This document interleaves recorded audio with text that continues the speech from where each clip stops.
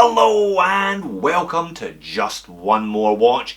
Welcome today to my full review of this, the Spinnaker Tesei Titanium with the full loom dial. If that rings a bell, chances are you spotted this one in Loom Wars episode 5. I love making those Loom Wars videos, they're really nerdy, I'm a total loom pig, and I also get to preview stuff that I've got in the queue for review, such as this Spinnaker.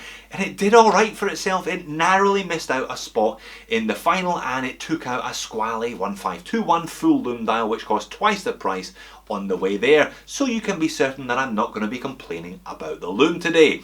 This may not come as much of a surprise to too many of you. This one was sent to me for free by the company, I don't have to send it back. In addition, I'm a Spinnaker affiliate. What that means is you'll find a 20% discount code in the description of the video, knocking 20% off this or anything else you like from the Spinnaker website. That takes this watch down to $500 US, and that's the price that I'm going to be judging it on. Now, it shows just how mean I have become over the last 3 years of running this channel, that I can look at a full titanium, full loom dial, automatic watch with sapphire crystal and a ceramic bezel insert and say, could be a bit cheaper. And yet that's how I feel about this Tesei. It's not a bad watch, don't get me wrong, but there will be moans, there will be niggles. I think there's been a bit too much attention put into the wrong areas and not quite enough into other areas. Let's flip the camera and see what I'm talking about. And the first thing you'll see is a big box. While I'm opening this up, shout out to Regan Fitzpatrick and his dad. I met the two of them when I was picking this watch up from the post office for the first time. I got out of the shop and I heard, hello and welcome to Just One More Watch. I had been spotted by a couple of subscribers of the channel. Regan was wearing a very nice self-modded SKX, by the way, and I did a little impromptu unboxing on the street for the two of them, and I expressed my concerns to them as I will currently express my concerns to you. I always get a bit worried when I see this much packaging on a $500 US watch. It makes me think that too much money, too much time and attention has been focused on the outside and the paraphernalia and the bump and not enough on the watch. The watch is good. Like I said, don't get me wrong, it's not a donkey here, but there's just a couple of bits that I think could have been better. And if that came at the expense of the packaging, then that would make me a happy man. I mean, it is all very nice, these Pelican cases, but really, they're just taking up space in a cupboard. Little package here with the warranty card, 2-year warranty instruction manual, etc, etc. And I've got the spare links and the hang tag in the bottom there. And it's a fairly sizable watch. At nearly 44, I measure it at 43.7mm in diameter, 13.3mm thick, just under 51mm lug to lug, but you can see downward curve to the mid case there. It actually wears better than I was expecting it to. 22mm lug width. Again, we have an inverted mid link of the end link, which is great for helping a large watch fit a smaller wrist. Bit of a taper here, down to about 19.5, back up to just over 20 at the clasp, but the real kicker for this one, obviously, it's made of titanium, it's going to be light, it's 120 grams, so a big, visually chunky watch, but it doesn't weigh an awful lot. I think that's the real trump card that this one has. And it's an attractive looking watch as well, perhaps not quite as vintage-y as some of the other Spinnakers, the Bradner and the Fluss, for example, but amazingly, amazingly legible. Black hands against that white full loom dial, black borders around those indexes, they haven't overcluttered it with text. I think it looks pretty good. Oh, alright, I'll put the loom video up early then. That really is the party piece of this one. Check that loom out. X1 Super Luminova and loads of it all over the dial. The dial's got a kind of textured pattern, I'll show you that in a minute or two under macro as well. But they've hedged their bet, Spinnaker. They've kind of doubled down on the whole loom thing, and they've pumped the indexes and the hands and the bezel insert full of loom as well. As I speed up the recording, you'll see that the dial is the first thing to go, followed by the bezel insert, but the indexes and especially the hands just hang on and on and on. If you're buying one of these for the loom, if you like that loom dial look, you will not be disappointed, I promise you. But if you're buying it for the finish on the titanium, then you may be disappointed. I think it's just a little bit weird.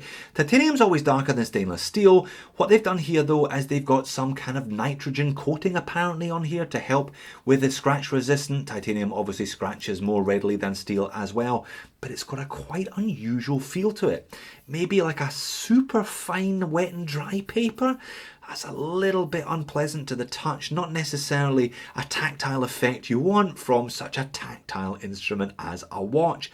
Also, you can see in various spots it's kind of darker than in others. It's picked up the oil from my fingers over the course of the time that I've had this watch. I reckon you're going to have to wash this one quite regularly to keep that finish in good condition. Personally, I think I'd have gone for it more if it hadn't had that nitrogen finish. But hey, as a long-term wear, maybe it'll come into its own. Maybe it'll pay dividends by keeping the watch in good condition over the course.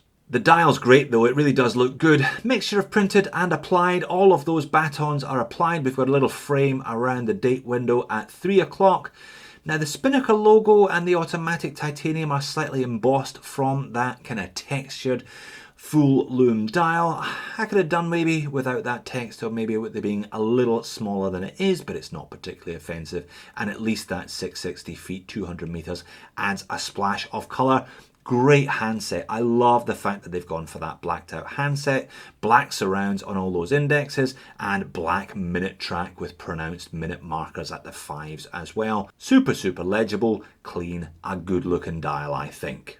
But it's give with one hand and take with the other. Again with this review, the bezel action, 120 click, unidirectional, rotating dive time as you'd expect, but it's a bit bouncy and it doesn't inspire me with much confidence, I have to say. It does a reasonable job of lining up at the 12, I'm not going to complain about that, but it just feels a bit flimsy for a $500 watch. And the bracelet itself is only just alright. No rattle from the end links, they're nice and secure, but you can see here, you can see the gaps in the construction of this 3-link oyster style. Not all that confidence inspiring, the whole thing feels a bit cheap.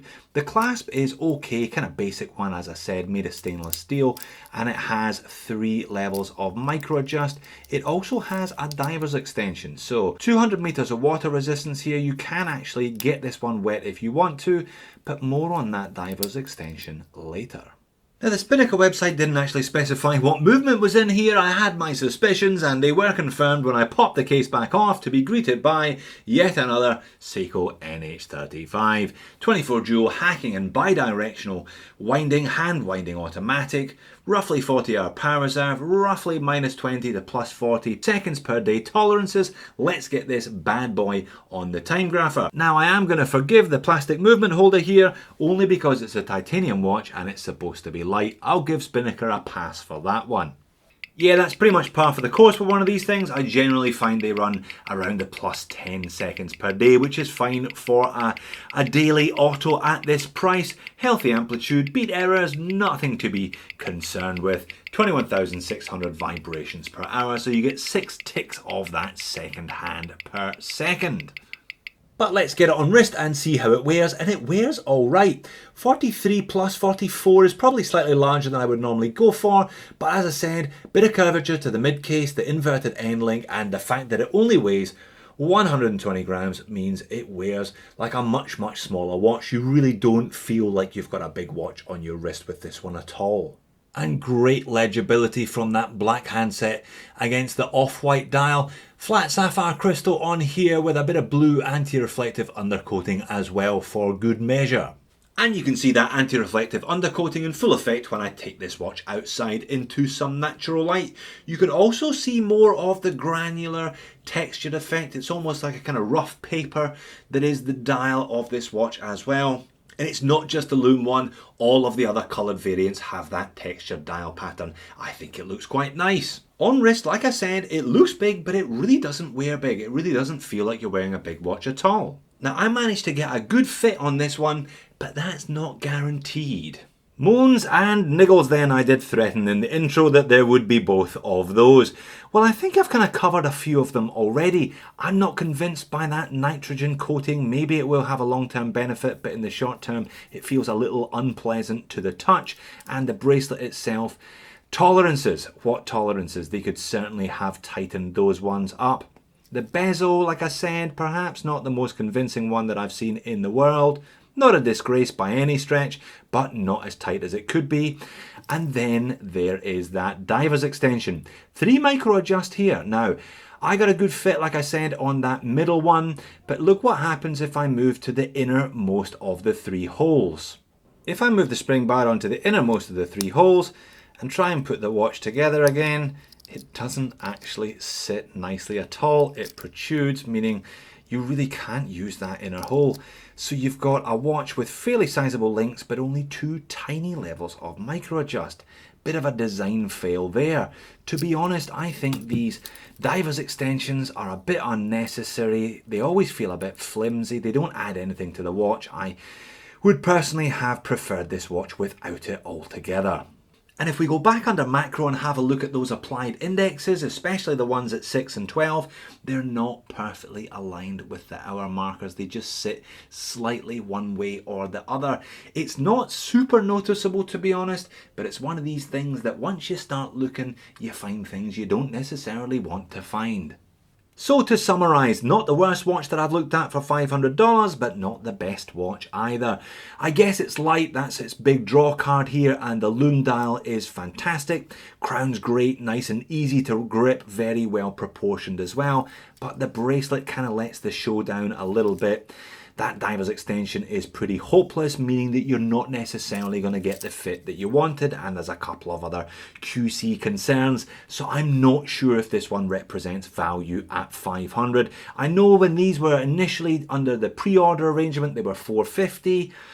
Ooh, that might be pushing it a little bit as well. I had a brief look for other titanium watches today, and I found one by Maritac for $435 that comes on a full titanium bracelet and a rubber clasp, and I believe that Zelos are launching a titanium swordfish next month. Not sure what they're going to be charging, but if it's anything close to $500, I bet the quality is going to be better than this Spinnaker. So there you have it, Spinnaker Tesei titanium full lume dial. Not a bad watch, but not a great watch, and at 500 USD, I think it has to be a great watch to be worthy of your cash.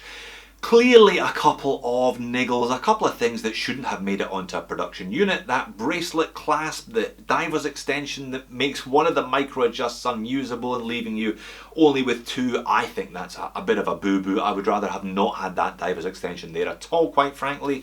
The slightly misaligned indexes, I can kind of forgive that, but overall I just wasn't convinced, especially not with the Zelos Swordfish Titanium, the Maritac and various other watches seemingly offering more for less. Thanks for watching. I will see you soon.